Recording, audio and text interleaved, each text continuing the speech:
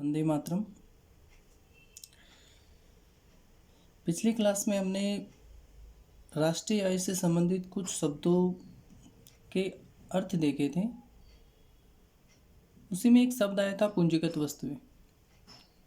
पूंजीगत वस्तुओं के संबंध में एक महत्वपूर्ण बात आती है निकल के, वो क्या कि पूंजीगत वस्तुओं का जो वार्षिक उत्पादन हम करते हैं वो उपलब्ध जो स्टॉक होता है पूंजीगत वस्तुओं का, उसमें किसी भी प्रकार की वृद्धि नहीं करता। जैसा कि आप अपने सामने देख भी रहे हो कि पूंजीगत वस्तुओं का उत्पादन उपलब्ध स्टॉक में किसी भी तरह की वृद्धि नहीं करता है।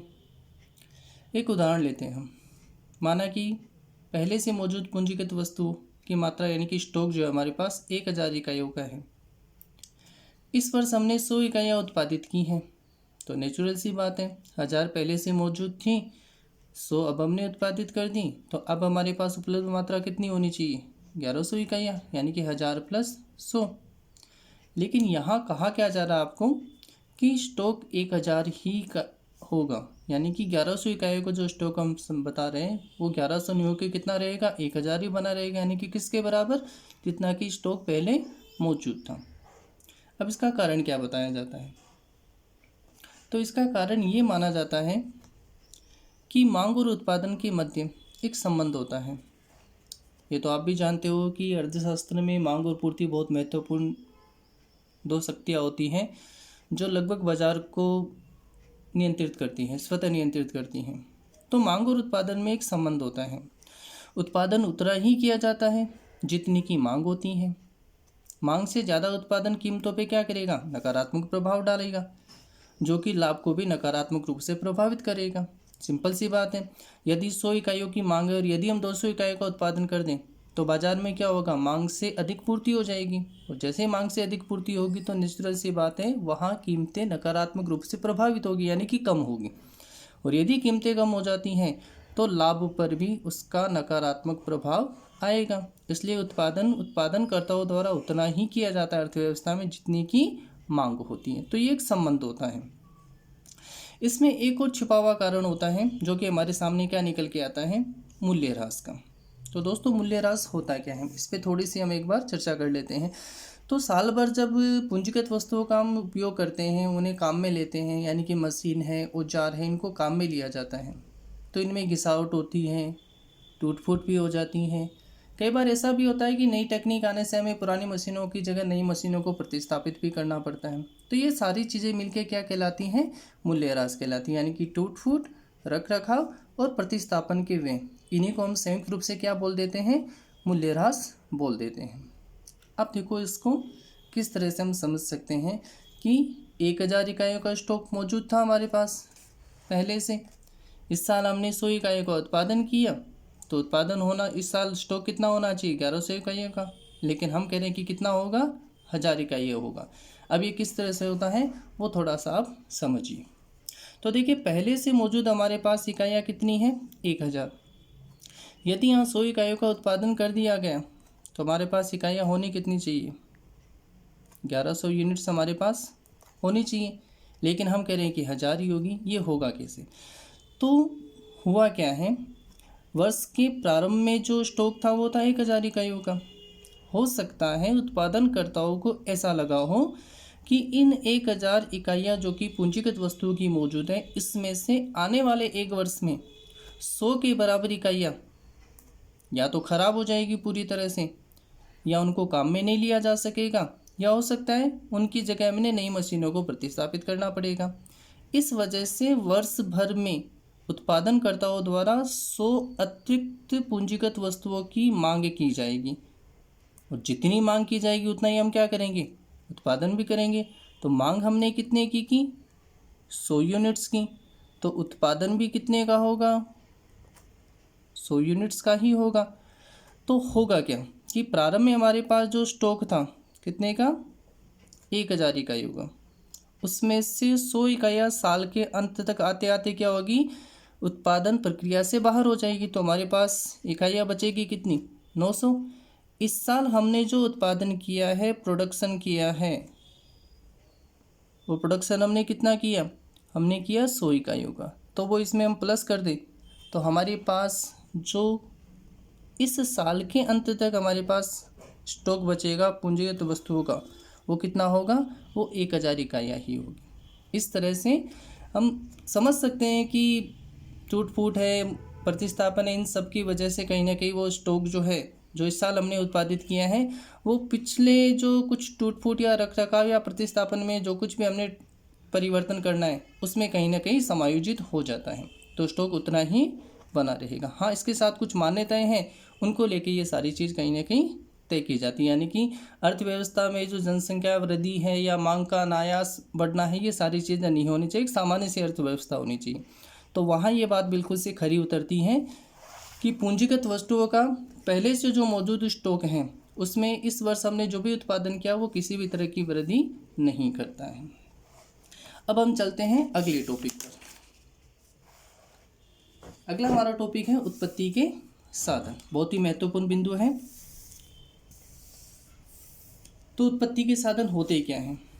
वे समस्त घटक या कारक जो उत्पादन को संभव बनाते हैं, उन्हें हम क्या कहते हैं? उन्हें हम उत्पत्ति के साधन कहते हैं। देखो, बिना उत्पत्ति के साधनों के हम उत्पादन को किसी भी तरह से संभव नहीं बना सकते। उत्पादन करने के लिए हमें इन उत्पत्ति के साधनों की आवश्यकता होगी ही होगी।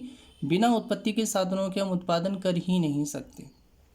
इन साधनों को मुख्य रूप से हम 4 भागों में विभाजित करते हैं। कई जगह आपको पढ़ने को मिलेगा कि उत्पत्ति के साधन 5 प्रकार के भी होते हैं, उस पर भी हम चर्चा करेंगे। फिलहाल मैं उत्पत्ति के यहाँ 4 ही प्रकार के साधन लेके चल रहा हूँ, क्योंकि मुख्य रूप से हमने 4 ही भागों में बांट सकते हैं, कोई प्रॉब्लम वाली चीज़ नहीं है उसमें। तो इसमें सबसे महत्वपूर्ण साधन जो आता है वो है भूमि। तो देखो दोस्तों, भूमि यानी नाम से हमारे समझ में क्या आता है कि हाँ कोई ज़मीन का टुकड़ा होगा, लेकिन ऐसा नहीं है दोस्तों। भूमि का मतलब हम अर्थशास्त्र में केवल ज़मीन के टुकड़े से नहीं ले सकते। तो भूमि के अंतर्गत कौन सी चीज़ें शामिल होंगी? तो वे समस्त घटक या कारक जो प्रकृति से हमें निःशुल्क प्राप्त होते हैं, यानी प्रकृति हमसे कोई शुल्क नहीं लेती, यानी प्रकृति को हमें कुछ भी भुगतान नहीं करना पड़ता, और प्रकृति से हमें जो कुछ भी प्राप्त हो गया वो सारा का सारा किस में शामिल करना है? भूमि तत्व में शामिल कर देना है। जैसे कि हवा है, पानी है, लकड़ी है, धातुएं हैं इत्यादि। अब यहाँ एक प्रश्न ये आता है, जैसे हम धातु की बात करें, मान लीजिए हमें कोयले की आवश्यकता है जो कि ज़मीन के अंदर निकलता है। अब वो कोयला यदि हम प्राप्त करें तो हमें कुछ ना कुछ तो भुगतान करना पड़ेगा, स्वाभाविक सी बात है। लेकिन वो भुगतान हमने प्रकृति को नहीं किया है, वो भुगतान हमने किसको किया है? इस भूमि के मालिक को, यानी कि उस खदान का जो मालिक था उस खदान के मालिक को किया है, नहीं कि हमने प्रकृति को किया। प्रकृति ने तो हमें क्या दिया है? बिना किसी शुल्क की ही दिया है। भुगतान हमें उसके मालिक को यानी कि भूमिपति को करना पड़ता है। इस प्रकार प्रकृति में जो कुछ भी प्रदान करती हैं बिना किसी शुल्क के, वो सारा का सारा आप किस में शामिल कर दो? भूमि में शामिल कर दो।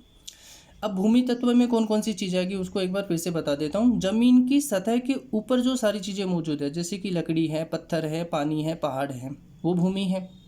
इसके अलावा जो धरातल के टच नहीं है, ऊपर है धरातल के, जैसे कि हवा है, तो इस तरह की चीज़ें भी किस में शामिल कर ली जाती हैं? भूमि में शामिल कर ली जाती हैं। इसी तरह से धरातल के नीचे जो कुछ भी पाया जाता है, जैसे बहुमूल्य धातुएं पाई जाती है, कोयला है, सोना है, चांदी है, वो भी किस में शामिल करेंगे? हम भूमि तत्व में ही शामिल करते हैं। भूमि को जो प्रतिफल प्रदान किया जाता है उसे हम बोलते हैं लगान, इसे अंग्रेजी में रेंट बोल सकते हैं। तो इस प्रकार भूमि बहुत महत्वपूर्ण तत्व होता है किसी भी वस्तु का उत्पादन करने के अंतर्गत। बिना भूमि तत्व के उत्पादन की कल्पना नहीं की जा सकती। दूसरा महत्वपूर्ण साधन हमारे पास आता है दोस्तों पूंजी। तो पूंजी शब्द आते ही हमारे दिमाग में आ जाता है कि धन, लेकिन अकाउंट के स्टूडेंट्स में भी शायद जानते होंगे कि पूंजी का मतलब केवल धन से नहीं होता, बल्कि पूंजी का मतलब हम संपत्तियों से लेते हैं। कौन सी संपत्तियाँ? तो धन यानी कि संपत्तियों का वह भाग जो और अधिक धन उपार्जित करने में प्रयुक्त होता है, केवल वही हिस्सा क्या कहलाता है? पूंजी कहलाता है। यानी कि सारा का सारा धन जो है उसे हम पूंजी कभी नहीं बोल सकते। जैसे मान लीजिए आपके पास 10 लाख रुपए रखे हैं, 10 लाख रुपए धन तो है, आपकी संपत्ति है, लेकिन वो पूंजी नहीं है। उस 10 लाख रुपए में से यदि आपने मान लीजिए 5 लाख रुपए किसी बिजनेस पर्पस में लगा दिए, किसी व्यवसाय में लगा दिए, तो केवल वो 5 लाख वाला हिस्सा है वही पूंजी कहलाएगा। 10 लाख रुपए हम यहाँ पे पूंजी नहीं बोल सकते। 10 लाख रुपए आपके पास आपकी संपत्ति है, आप उसे अपना धन बोल सकते हो, लेकिन उसे पूंजी नहीं कह सकते। तो पूंजी क्या हो जाती है? धन का वह भाग जो और अधिक धन उत्पादित करने में प्रयुक्त किया जाता है, काम में लिया जाता है, उसे हम क्या बोलते हैं? पूंजी बोलते हैं। पूंजी का प्रतिफल जो वो क्या कहलाता है? ब्याज कहलाता है। सामान्य छोटी सी बात और बता देता हूँ पूंजी के संबंध में कि पूंजी है वो सामान्यतः बचत से निकलती है। तो जिन राष्ट्रों में बचत अधिक होती है उन राष्ट्रों में पूंजी निर्माण या पूंजी की उपलब्धता भी सामान्यतः अधिक पाई जाती है। हमारे देश में पूंजी का अभाव पाया जाता है। रीजन सबसे बड़ा क्या है?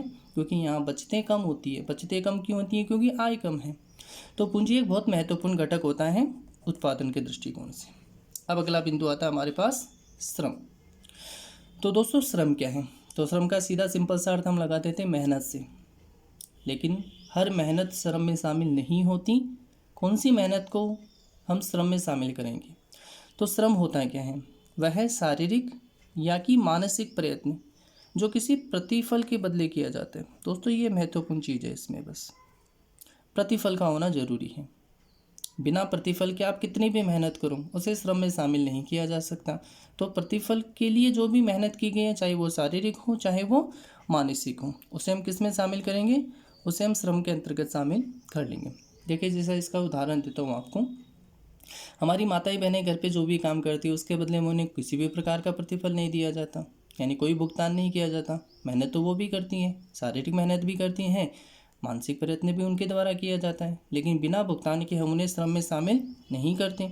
लेकिन वही काम कोई बाहर से व्यक्ति आकर पैसों के बदले में कर रहा है तो उसे हम प्रतिफल के बदले कुछ ना कुछ तो भुगतान कर रहे हैं ना, तो उसे हम क्या बोलेंगे? उसे हम श्रम में शामिल कर लेते हैं। तो जरूरी है प्रतिफल का होना। बिना प्रतिफल के किया गया कोई भी प्रयत्न श्रम कभी नहीं हो सकता। प्रतिफल के लिए किए गए सारे प्रयत्न किस में शामिल करेंगे? श्रम में। श्रम का प्रतिफल क्या कहलाता है? मजदूरी कहलाता है। यहीं मैं एक छोटी सी बात और करना चाहूँगा आपसे। यदि हम उत्पत्ति के साधनों को 5 भागों में विभाजित कर दें तो इसी श्रम में एक और भाग हम, यानी श्रम से एक चीज़ यदि हम अलग करना चाहें तो अलग कर सकते हैं। और वो चीज़ हमने अलग करके किस रूप में बतानी होती है कि संगठन करके एक उत्पत्ति का साधन कई जगह अलग से बता दिया जाता है। अभी संगठन में होता क्या है? तो श्रम और संगठन को यदि हम अलग करें तो हमारी परिभाषा थोड़ी सी बदल जाती है। श्रम में सामान्य मजदूर आ जाते हैं, संगठन में कर्मचारी आते हैं। कर्मचारी और मजदूर में अंतर क्या होता है? जो मजदूर होते हैं वो सामान्यतः मानसिक कार्य की जगह शारीरिक कार्य करते हैं, लेकिन संगठन के जो भी कर्मचारी होते हैं वो मानसिक कार्य अधिक करते हैं, शारीरिक कार्य न के बराबर करते हैं। तो ये दोनों में अंतर, लेकिन है दोनों श्रम का हिस्सा ही। हमेशा बोल सकते हैं कुछ बड़े मजदूर हैं जिन्हें अधिक पैसे मिल रहे हैं, कुछ छोटे मजदूर हैं जिन्हें कम पैसे मिल रहे हैं, बस इतना सा अंतर है। लेकिन यदि आप इन्हें अलग साधन के रूप में बताना चाहो संगठन को, तो संगठन को जो प्रतिफल मिलता है उसे हम क्या बोलते हैं? उसे हम वेतन बोलते हैं। और इस तरह से श्रम के लिए क्या मिलेगी? फिर मजदूरी मिलेगी। और दोनों को इंक्लूड करके भी बताना चाहो तो उसमें कुछ गलत नहीं होगा। अब सबसे महत्वपूर्ण साधन की ओर बढ़ते हम, साहसी। इसे उद्यमी भी कहा जाता है। तो साहसी कौन व्यक्ति होता है? वह व्यक्ति जो उत्पादन से संबंधित सारी की सारी जोखिमें वहन करता है। तो जोखिम वहन करने का काम किसका होता है? साहसी का होता है, उद्यमी का होता है। तो इसके पास एक गुण होता है, उस गुण को हम बोलते हैं साहस। और इस गुण की वजह से ही ये क्या करता है? जोखिमों को वहन कर पाता है। साहस की वजह से इन्हें उठा पाता है, वहन कर पाता है। अब इसका कार्य क्या है? उत्पत्ति के शेष साधनों को यही क्रियाशील करता है। तो यदि उत्पत्ति के अंतर्गत से शेष तीनों साधन है मौजूद, लेकिन साहसी यदि मौजूद नहीं है तो शेष तीनों साधन हमारे लिए कोई मतलब के नहीं रहेंगे। उनका होना नहीं होना बेकार है। उन्हें क्रियाशील करने का काम किसका होता है? इस साहसी का ही होता है। तो बहुत महत्वपूर्ण फैक्टर माना जाता है उत्पादन के दृष्टिकोण से। साहसी को जो प्रतिफल मिलता है उसे हम बोलते हैं लाभ। तो साहसी क्या करेगा? पहले उत्पत्ति के शेष जो हमारे सामने जो तीनों साधन थे उन तीनों साधनों को भुगतान करेगा, यानी कि लगान का भुगतान करेगा, ब्याज का भुगतान करेगा और मजदूरी का या वेतन का भुगतान करेगा। उसके बाद जो कुछ बचेगा उसमें से लाभ का हिस्सा है वो सामान्यतः किसका हिस्सा होता है? वो साहसी का हिस्सा होता है। इस तरह से उत्पत्ति के 4 साधन सामान्यतः माने जाते हैं। अब हम बात कर लेते हैं अगले टॉपिक की। बहुत महत्वपूर्ण टॉपिक है। सामान्यतः जब हम राष्ट्रीय आय को समझना चाहें तो राष्ट्रीय आय समझने के लिए हमें ज़रूरी होता है कि आय जो होती है किसी भी व्यक्ति की या राष्ट्र के अंतर्गत व्यक्तियों की या परिवारों की, वह किस तरह से प्रवाह करती है, उसका सर्कुलेशन किस तरह से होता है, वो बहुत ही महत्वपूर्ण चीज़ है। थोड़ा सा ध्यान देंगे तो बड़ी आसानी से समझ में आ जाएगा कि किस तरह से आय है वो क्रियाशील होती है, किस तरह से आय जो है वो घूमती है एक वृत्ताकार पथ पर। आय का वृत्ताकार प्रवाह, प्रवाह का मतलब पहले भी हम स्पष्ट कर चुके हैं। एक अर्थव्यवस्था में आय के प्रवाह को समझने का सबसे आसान तरीका है आय का वृत्ताकार प्रवाह। यहाँ हम एक सरलतम अर्थव्यवस्था की कल्पना करते हैं। दोस्तों ध्यान देने की बात है, यहाँ हमने किस तरह की अर्थव्यवस्था ली है, जो एकदम से सरल अर्थव्यवस्था, यानी कि अर्थव्यवस्था का एकदम सरल रूप हमने लिया है। क्यों लिया है? ताकि इसे अच्छे से समझ सके, केवल इसलिए। यानी यहाँ जो हम अर्थव्यवस्था लेके चलेंगे वह अर्थव्यवस्था व्यवहार में आपको देखने को नहीं मिलेगी, लेकिन समझने के पर्पज से हमने क्या कर लिया, एक सरल से सरल अर्थव्यवस्था ली। अब वो सरल अर्थव्यवस्था किस आधार पर होगी, तो हमने कुछ मान्यताएं ले ली, यानी हमने कुछ कल्पनाएं की हैं कि हम ऐसा मान के चलेंगे तो बड़ी आसानी से ये वृत्ताकार पथ जो है हमारे समझ में आ जाएगा। तो देखो इसमें कुछ मान्यताओं में सबसे पहली मान्यता हमने क्या ली है, हमने लिया है कि फर्म और परिवार दो ही आर्थिक इकाइयाँ यहाँ मौजूद है अर्थव्यवस्था में, यानी कि एक परिवार मौजूद है और एक फर्म मौजूद है। सरकार की अनुपस्थिति, यानी कि सरकार नाम की कोई भी आर्थिक इकाई अर्थव्यवस्था में है ही नहीं, मौजूद ही नहीं है।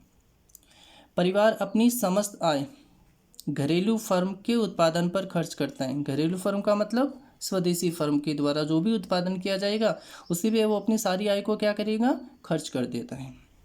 फिर चौथी हमारे पास मान्यता क्या निकल के आती है कि किसी भी प्रकार कर अदा नहीं किया जाता है।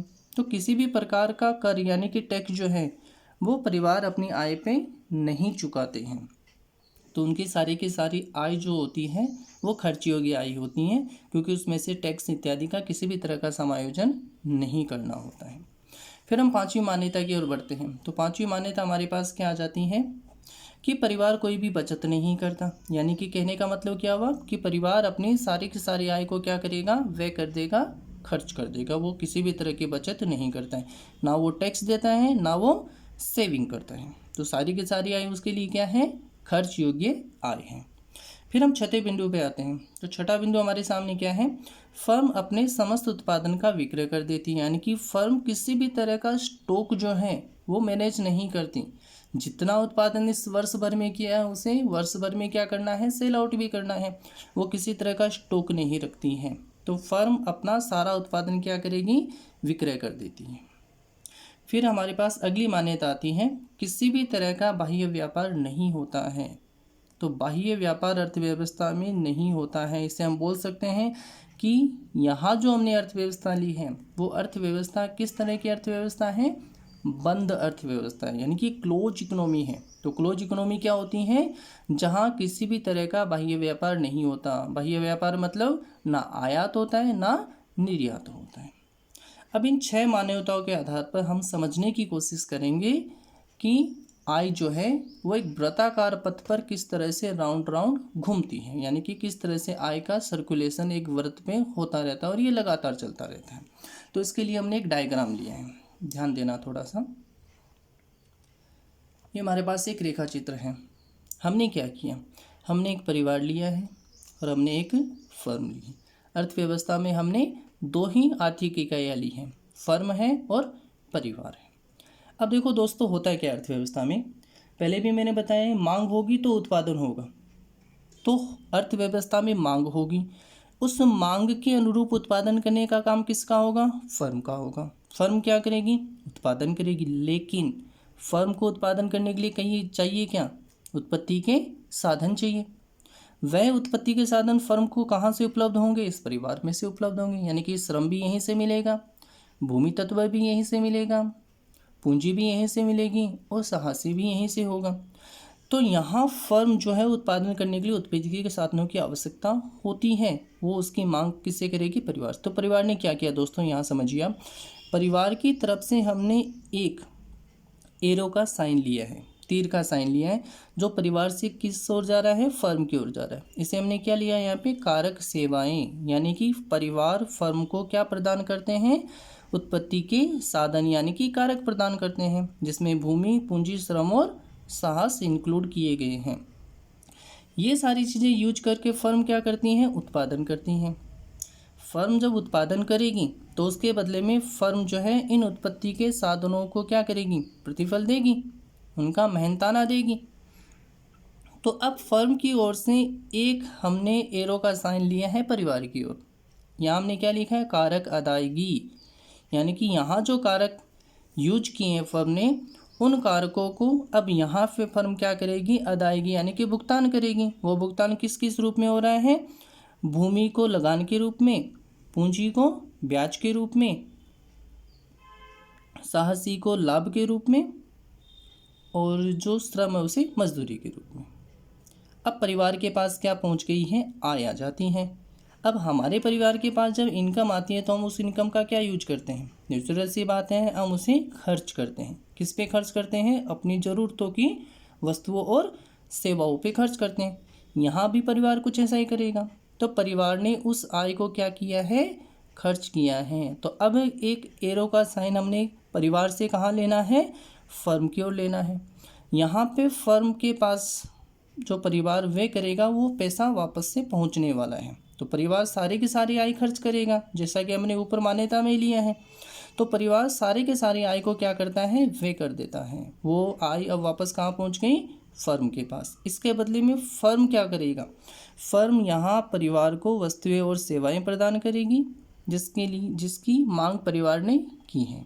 तो इस प्रकार से अब एक एरो का साइन हमने लिया है फर्म से परिवार की तरफ। तो जो वस्तु और सेवाओं का उत्पादन फर्म ने किया था वह वस्तु और सेवाएं अब किसके पास पहुंच जाती हैं, परिवार के पास पहुंच जाती हैं। तो देखिए यहाँ पे दो साइन है जो परिवार से फर्म की ओर जा रहे हैं, दो साइन है जो फर्म से परिवार की ओर आ रहे हैं। अब यहाँ वस्तुएं आ गई, परिवार ने उपभोग कर लिया। अब परिवार और मांग करेगा तो फर्म क्या करेगी, और उत्पादन करेगी। और उत्पादन करेगी तो फर्म को क्या चाहिए, वही उत्पत्ति के साधन चाहिए। फिर इन्हें कारक अदायगी की जाएगी, फिर परिवार व्यय करेगा, फिर यहाँ से वस्तु और सेवाओं की प्राप्ति फर्म के द्वारा परिवार को कर दी जाएगी। यहाँ महत्वपूर्ण चीज़ एक समझने लायक क्या निकल के आती है कि यहाँ से हमने किसी तरह का बाह्य व्यापार नहीं लिया है। तो यहाँ से जो खर्च किया परिवार ने उसमें से कोई लीकेज नहीं होगा। वस्तु और सेवाएं सारी की सारी फर्म किसको प्रदान करेगी, परिवार को। तो यहाँ से भी कोई लीकेज नहीं होने वाला है। तो इन दोनों में से कोई लीकेज नहीं होगा, ना टैक्स के रूप में होगा, ना ही यहाँ आयात या निर्यात के रूप में होगा। तो इस तरह से एक बंद अर्थव्यवस्था में यदि हम इसे समझना चाहें तो यहाँ से सेवाएं गई हैं, यहाँ से अदायगी हुई है, यहाँ से उसे खर्च किया गया, यहाँ से वस्तु और सेवाएं वापस से प्रदान कर दी गई। हम एक छोटा सा एग्जाम्पल ले लेते हैं यहाँ पे। सपोज कीजिए कारक अदायगी के रूप में यहाँ 10,000 रुपये फर्म के द्वारा प्रदान किए जाते हैं, किसको, परिवार को। तो परिवार खर्च कितना करेगा, क्योंकि परिवार ना तो टैक्स चुकाता है ना ही बचत करता है। तो सारे के सारे 10,000 रुपये परिवार क्या करेगा, खर्च कर देगा। तो ये जो पैसे यहाँ फर्म से परिवार के पास आए थे अब वो वापस परिवार से कहाँ जा रहे हैं, फर्म की तरफ। इसके बदले में जो वस्तु और सेवाएं प्रदान की जाएगी फर्म के द्वारा वो कितने रुपए की होगी, वो भी 10,000 रुपये की ही होगी। तो इस तरह से यहाँ जो 10,000 रुपये परिवार को दिए गए थे यहाँ फर्म ने वो वापस से ले लिए वस्तु और सेवाओं के बदले में। अब जब दोबारा से यही क्रिया शुरू होगी तो फर्म दोबारा यही 10,000 रुपये क्या करेगी, परिवार को प्रदान कर देगी। यही वापस से यहाँ पहुँचने वाला है। इस तरह से आय जो है वो एक वृत्ताकार पथ पे ही क्या होती है, सर्कुलेट होती रहती हैं, घूमती रहती हैं। अब यहाँ आपके सामने मैंने 3 बिंदु लिए हैं, ए, बी और सी। थोड़ा सा ध्यान देंगे इसमें। ए को हमने क्या लिया है कि हमने वहाँ पे खर्चा किया है वे। बी जो बिंदु हमारे पास है वह हमने क्या ले रखा है, वस्तुएं और सेवाएं, इसे मैंने यहाँ लिख दिया उत्पादन। सी जो बिंदु हमारे पास है यहाँ मैंने क्या ले रखा है, कारक अदायगी यानी कि भुगतान, या मैं इसे लिख देता हूँ आय। ध्यान देना थोड़ा सा, जब हम राष्ट्रीय आय की गणना करते हैं तो हमारे पास 3 विधियाँ होती हैं। एक व्यय विधि होती है, एक उत्पादन विधि होती है और एक आय विधि होती है। तो यहाँ खर्च कितने रुपए हुए, 10,000। उत्पादन कितने कवाते हैं, इनकी वस्तु और सेवाएं कितने की गई थी, यहाँ पे 10,000 रुपये की ही गई थी। तो उत्पादन भी कितने रुपए का किया हमने, 10,000 रुपये का। आय कितने की हुई, आय भी 10,000 रुपये की हुई थी। तो यहाँ ये तीनों ही चीज़ें क्या आती हैं, बराबर आती हैं। तो जब हम राष्ट्रीय आय की गणना करते हैं तो तीनों विधियों से यदि गणना की जाए बिना किसी त्रुटि के, बिना किसी कमी के, गलती के, तो राष्ट्रीय आय बिल्कुल से क्या होगी, बराबर होगी। तो इस तरह से राष्ट्रीय आय की गणना करते समय चाहे कोई भी विधि इस्तेमाल कीजिए, वो उतनी ही आनी है।